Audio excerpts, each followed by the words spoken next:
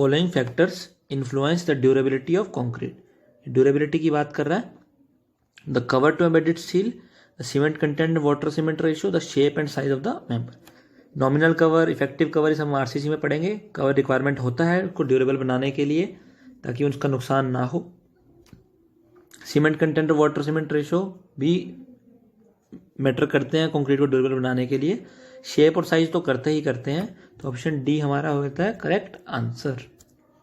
Question number 133, lower water cement ratio in concrete produces. Water cement ratio low होगी तो क्या होगा? Density ज़्यादा होगी। Yes. Small creep and shrinkage, yes creep और श्रिंकेज दोनों कम होंगे, डेफिनेट करेक्ट आंसर है। बॉन्ड ज़्यादा स्ट्रॉन्ग होगा, ज़्यादा बॉन्ड क्रिएट होगा, तो हमारा all option are correct answer number D. D हमारा करेक्ट है। डेंसिटी ज़्यादा होगी, क्रीप और श्रिंकेज कम होगी, वाटर सीमेंट रेशियो कम है, तो सारे ऑप्शंस करेक्ट होंगे। क्वेश्चन नंबर 134 देखते हैं। Approximate ratio of strength of cement concrete at 3 months to date of 28 days of curing. मैंने बताया था आपको 3 days का रिलेशन 7 days का 28 days का, यह हाफ होता है, ये 2/3 होता है। इसके बाद जो भी वैल्यू हो 1 से तो अबव होगी, 1 से अबव टेंड करेगी, क्योंकि 28 days और 3 months का पूछ रहा है, तो ऑप्शन डी हमारा इनकरेक्ट हो जाएगा, ऑप्शन सी भी इनकरेक्ट हो जाएगा। और 1.3 तक नहीं जाएगी, 1.3 जो होता है वो बहुत टाइम पीरियड के लिए होता है, तो याद रखना में 1.15 होती है। इसका करेक्ट आंसर है ऑप्शन ए 1.15। इन डेप्थ जाने की जरूरत नहीं है, जितना सा यही फैक्ट है याद रखना। जो क्वेश्चन आपका आता है वो इधर से आता है कि 2/3 है या हाफ है, पर यहाँ से भी आया हो, इसलिए मैंने आपको बता दिया। इन डेप्थ जाने की जरूरत बिल्कुल भी नहीं है इस क्वेश्चन में, सो टेंशन मत लेना। याद रखना 1.15 होता है 3 months का और 28 days का ratio.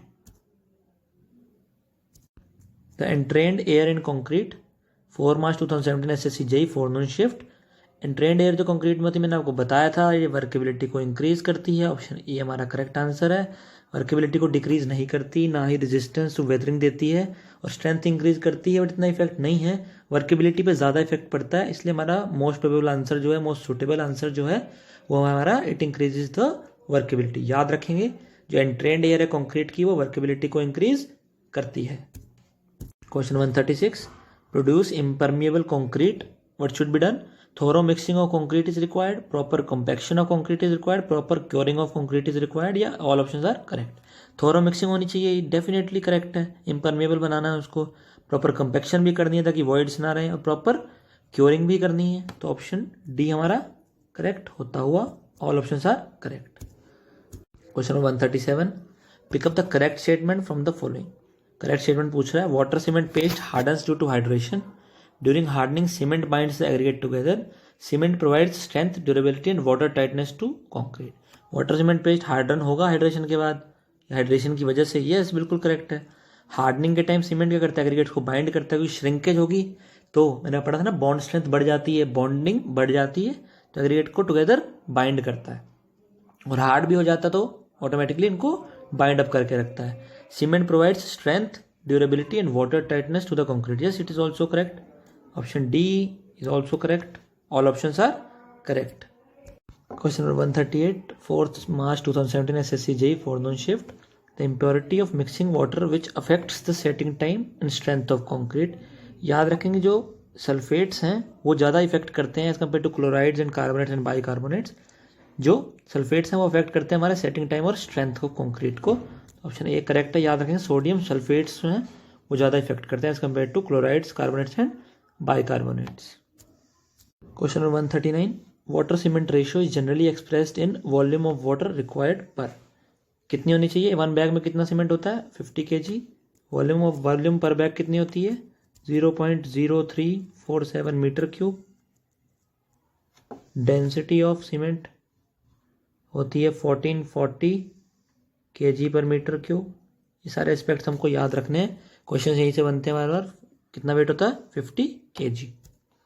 Question number 142, concrete is unsuitable for the compaction by a vibrator if it is. अब देखिए जल्दबाजी में बच्चे ड्राई लगाने की कोशिश करेंगे, बट जिन्होंने कंसिस्टेंसी वाले टेबल को अच्छे से याद किया होगा तो उनको पता होगा dry can't be the answer.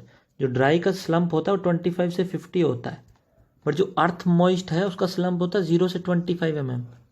तो यानी कि वाइब्रेटर से सूटेबल कब नहीं होता है? बहुत ज़्यादा स्लम्प कम हो जाता है हमारा, 0 से 25 की रेंज होती है, तो उसकी कंसिस्टेंसी होती है अर्थ मॉइस्ट, ना कि dry. Then option B is our correct answer. मैं आपको टेबल दिखा देता हूँ एक बार, क्या है टेबल में। ये देखिए वर्केबिलिटी वेरी लो है, कंसिस्टेंसी मॉइस्चर और स्लम्प वैल्यू 0 से 25 है। लो में consistency dry 25 to 50 slump, medium workability में consistency plastic slump 50 to 100, high workability में जब सेमी फ्लूइड बन जाएगा तो स्लम्प हो जाएगा हमारा 100 से 175 mm। आई होप आप लोगों को चीज़ें समझ आ गई होंगी, गलती की कोई गुंजाइश नहीं है। Question number 143, the increased cohesiveness of concrete makes, option A less liable to segregation, more liable to segregation, more liable to bleeding and more liable for surface scaling in frosty weather. तो याद रखना, इतनी cohesiveness बढ़ेगी उतने ही aggregates compact होकर रहेंगे, साथ में जुड़ के रहेंगे। तो जब साथ जुड़ के रहेंगे तो सेग्रीगेशन के चांस कम हो जाते हैं। तो it is less liable to segregation. Option A is our correct answer, it is less liable to segregation.